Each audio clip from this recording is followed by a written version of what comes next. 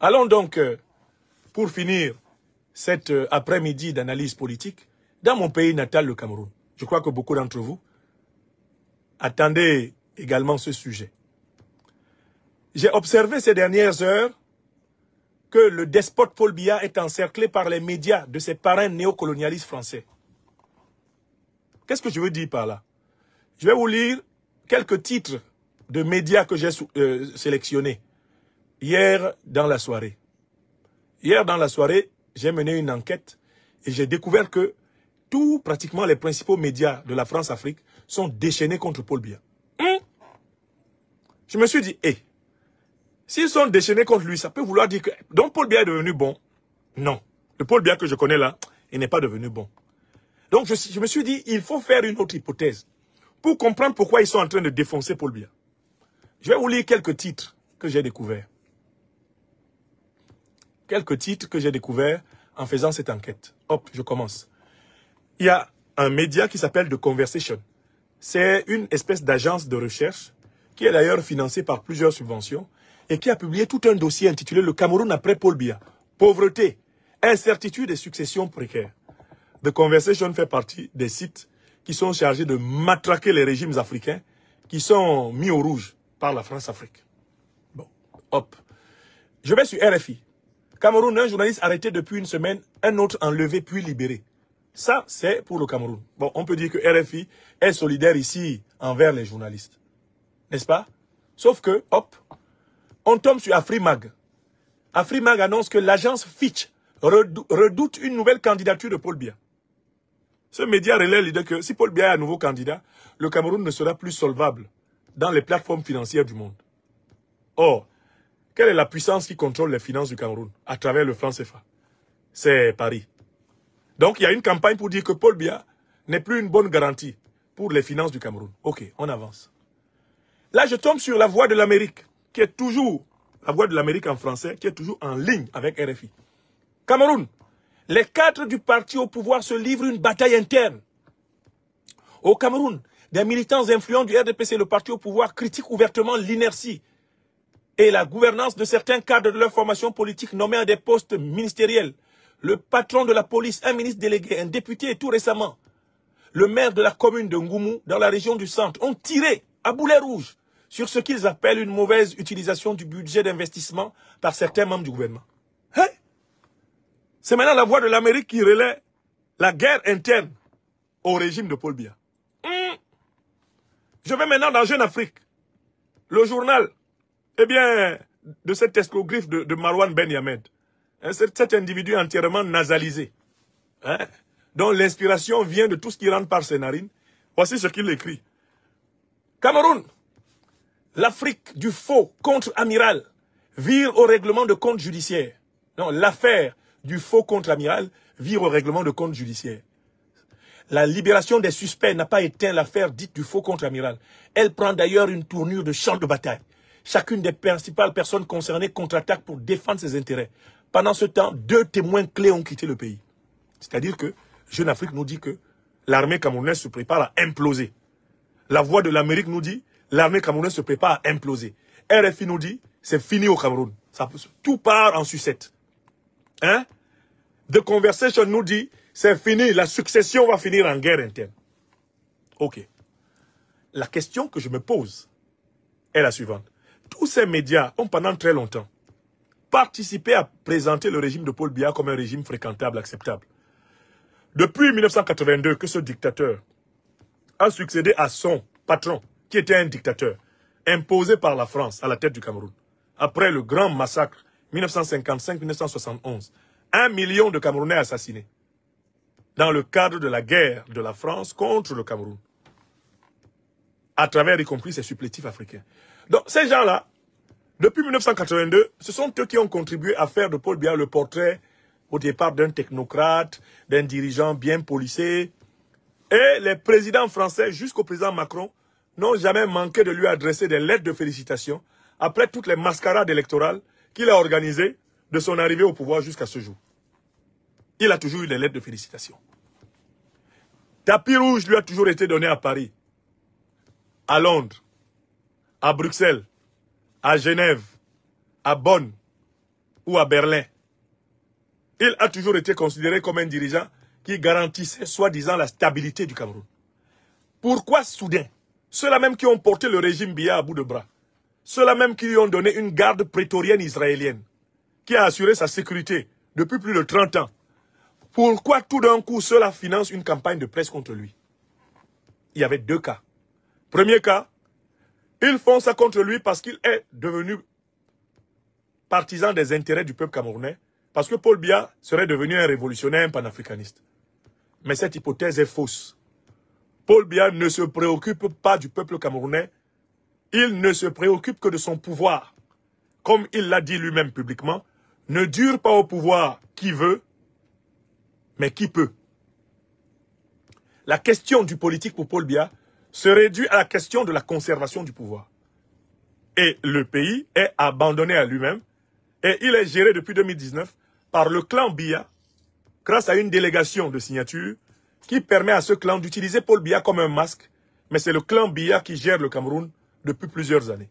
Paul Biya étant, en raison de son âge très avancé, dans un état de sénilité profonde, qui fait que, eh bien, ces temps de lucidité dans une journée sont extrêmement rétrécis.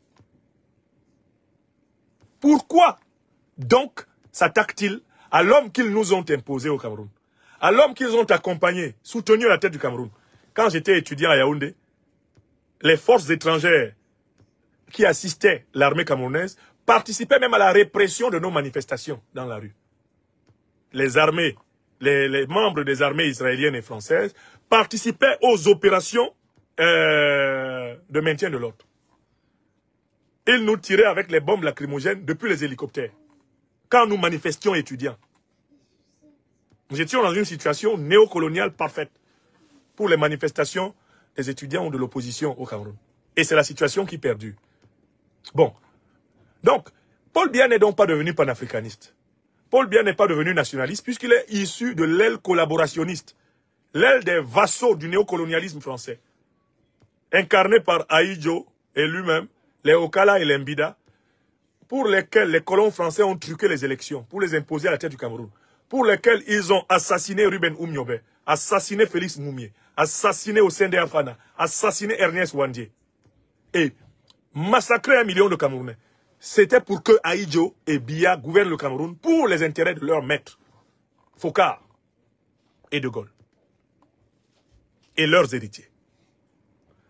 Donc, si ce n'est pas parce qu'il veut être, ou qu'il tenterait d'être panafricaniste, patriote, ce qu'il n'a jamais été, qu'il ne sera jamais, Paul Biya, pourquoi ces médias sont-ils contre lui? La réponse est la suivante. Les médias de la France-Afrique ont reçu instruction de démonter Paul Biya pour des raisons que va nous expliquer un certain monsieur Idriss Déby. Monsieur Déby, expliquez-nous, qui vous a imposé à la tête du Tchad? Et quand il n'a plus voulu que vous soyez à la tête du Tchad, qu'est-ce qu'il a commencé à vous faire? Monsieur Déby, vous êtes là? Sortez de votre tombe d'Amdjaras pour que les Camerounais comprennent ce qui se passe. Monsieur Déby. Laissez-moi finir. Non, attendez. Comment? Non. J'aurais souhaité moi-même. Oui, vous auriez souhaité quoi? En 2002. Oui. M'arrêter, comme j'avais promis en son temps, au second mandat. Ouais. C'est-à-dire en 2006, je devrais céder, en fait, disons. Il y a 10 ans. Au suivant. Ouais. La guerre a éclaté. Ouais. Les mercenaires avaient attaqué. Mais qui a armé les mercenaires? T'es même maître. Ils étaient en guerre. Ouais. Vous comprenez? Ouais, on comprend. Mais en 2016, il... Attendez, s'il vous plaît. Et comme je dis dans la politique africaine, la France intervient souvent. Ouais. Et je le dis haut et fort, la France a intervenu. Écoutez bien, Camerounais. Je n'ai pas demandé. Ah bon? Je ne le fais pas. Ouais. De changer la constitution. Ah bon? Pour l'histoire. C'est pareil au Cameroun. Ouais.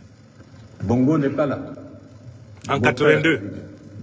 C'est à Paris. La succession Ahidjo Biya, c'est piloté depuis l'Élysée. Et je n'ai pas fait la campagne. Oui. Ouais. Qu'est-ce que vous voulez dire? C'est la France qui vous a poussé à continuer? C'est toujours la France qui fait, et c'est toujours la France qui critique, et c'est toujours la France qui est derrière. Vous avez entendu? La France n'était pas derrière votre Écoutez-moi d'abord. Écoutez là. Laissez-moi. Mais laissez-le parler. Oh. Laissez-moi finir. Quand, comment on appelle, ils appellent Le constitutionnaliste qui est venu ici. Il s'appelle Charles de Bache. Charles de Bache. Je ne connais même pas son nom. Je te dis ça tout le temps. J'ai dit je ne change pas. Voilà. Ils ont passé par leur arcade, puisque l'Afrique, pour la France, il n'y a rien de qu'on appelle de caché. C'est entre ses mains.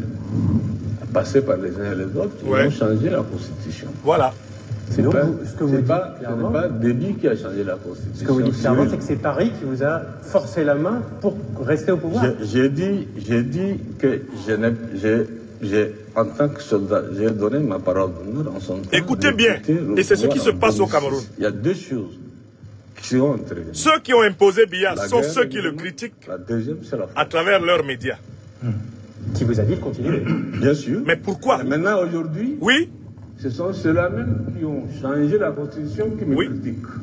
Très bien. Monsieur Déby, vous pouvez retourner dans votre tombe à Amdjaras. Et c'est bien d'avoir eu ce courage-là avant de partir, de nous dire au moins... Alors, Monsieur le Président, c'est l'occasion... Au moins une certaine vérité. Retournons au Cameroun.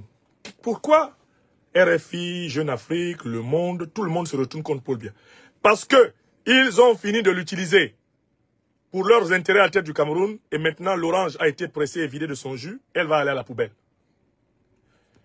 Ils se retournent contre lui aussi, deuxième raison. Parce que Paul Biya veut imposer aux Camerounais une succession monarchique. Il veut que son fils Franck lui succède. Et les néocolons français et occidentaux en général ne croient pas que Franck soit capable d'assurer leurs intérêts. Ils craignent que si Franck était proposé, il y a une déflagration au Cameroun qui risque de profiter à des révolutionnaires patriotes, panafricanistes camerounais, qui prendraient le pouvoir et sortiraient définitivement le Cameroun des mains de la néocolonisation et de l'impérialisme. Donc, les néocolons français et occidentaux connaissent les plans de Paul Biya. Paul Biya veut imposer son fils. Paul Biya veut mourir au pouvoir, avoir des obsèques nationales.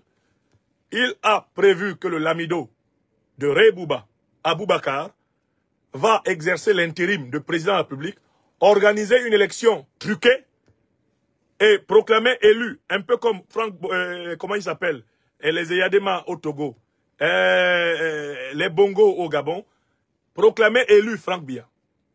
Ça, c'est le plan de Biya. Et Biya a déjà présenté son fils à tous les dirigeants qui sont supposés accompagner ce plan. D'accord? Or, les tuteurs néocolons français ne veulent pas de Franck parce qu'ils l'ont évalué et qu'ils estiment qu'il n'a même pas le quart de l'intelligence de son père. C'est-à-dire que, par la faute de ce Franck, le Cameroun peut leur échapper pour toujours. Car c'est un incompétent notoire. Il n'a même pas été capable de gérer une petite société de bois. Pour exploiter le bois de l'Est du Cameroun. Le gars n'a même pas été capable. Alors ils ont eu le temps de voir que c'est un individu limité.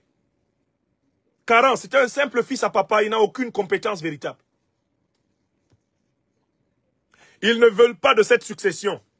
Voilà pourquoi ils ont décidé de démolir l'image de Mac de Biya. Mais en même temps, ils ne veulent pas que des Camerounais, panafricanistes, révolutionnaires, des Camerounais nationalistes et patriotes montent au pouvoir.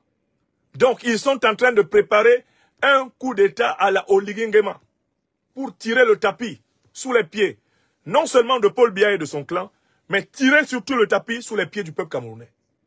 La campagne médiatique de la France-Afrique contre Paul Biya est une campagne préparatoire d'un coup d'État, révolution de palais, coup d'État néocolonialiste, style Oligingema, style Mamadi Doumbouya, style Mahamad Déby, style...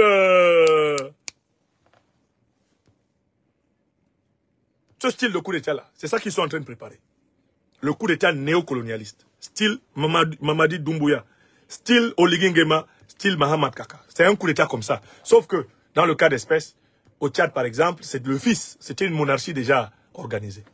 Mais le fils est militaire. C'est pour ça qu'ils ont fait au Tchad d'une pierre deux coups. Une monarchie et en même temps un militaire. Pour tenir le peuple tchadien, eh bien, en joue. C'est ce plan-là, l'oligingémaïsation du Cameroun. C'est ce plan qui est derrière le lynchage médiatique de Biya. Ce n'est pas un soudain amour de RFI, de France 24, de Jeune Afrique pour le peuple camerounais. N'est-ce pas dans Jeune Afrique que François Soudan a rédigé les reportages les plus flatteurs sur les dictateurs de l'Afrique francophone? Qu'est-ce que Soudan n'a pas écrit? Quelles sont les campagnes de presse favorables à Biya qu'on n'a pas faites dans Jeune Afrique? Et comme à l'époque, Biya leur donnait de l'argent à volonté, même s'ils leur donnent maintenant, ils vont recommencer des campagnes pour dire que c'est la force de l'expérience, c'est les grandes ambitions, c'est l'homme du renouveau et consort. Qu'est-ce qu'ils n'ont pas mangé à Jeune Afrique pour raconter des fadaises sur le Cameroun? Maintenant, ils ont reçu instruction de mener campagne pour détruire la fausse image qu'ils avaient eux-mêmes fabriquée de Biya. Soi-disant gage de la stabilité du pays. Vieux sages et consorts. Tout ça là, ils vont casser pour justifier le coup d'État. Vous avez vu comment ils ont traité Ali Bongo après sa chute? Vous avez vu comment ils l'ont traité? Vous avez vu que la campagne qu'ils ont lancée contre Ali Bongo avant de le faire tomber? C'est la même chose. Donc je continue à dire au peuple camerounais et à l'ensemble des forces vives, panafricanistes et révolutionnaires du Cameroun, c'est notre responsabilité d'empêcher Franck Biya d'incarner une monarchie au Cameroun. C'est notre responsabilité d'empêcher la France-Afrique de faire un coup d'État néocolonialiste au Cameroun. Que chacun, dans son domaine de compétences, agisse en conséquence. Que chacun, dans son domaine de compétences, agisse en conséquence. Que chacun au Cameroun, dans son domaine de compétences, agisse en conséquence. À bas la dictature de Biya au Cameroun. À bas les projets de coup d'État néocolonialistes français au Cameroun. Vive la révolution panafricaine camerounaise. Vive le réveil et l'éveil des forces authentiquement patriotiques dans tous les corps de la nation camerounaise. Vive l'espérance camerounaise, dont de grandes mémoires, les Ngouvali Kenye, Rudolf Douala Mangabel et Dandembita, Joya Bamoun.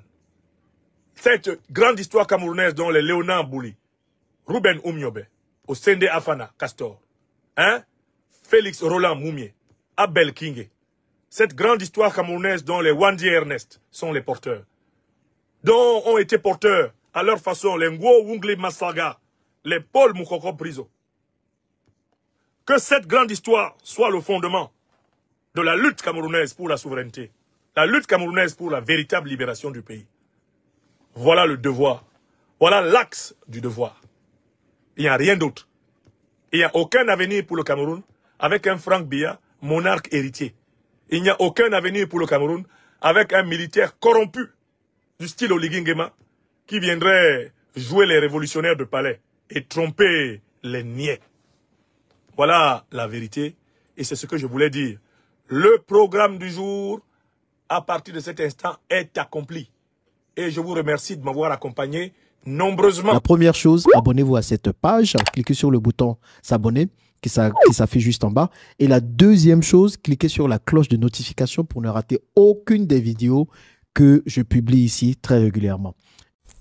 Retrouvez KDV Africa sur YouTube, Facebook, TikTok.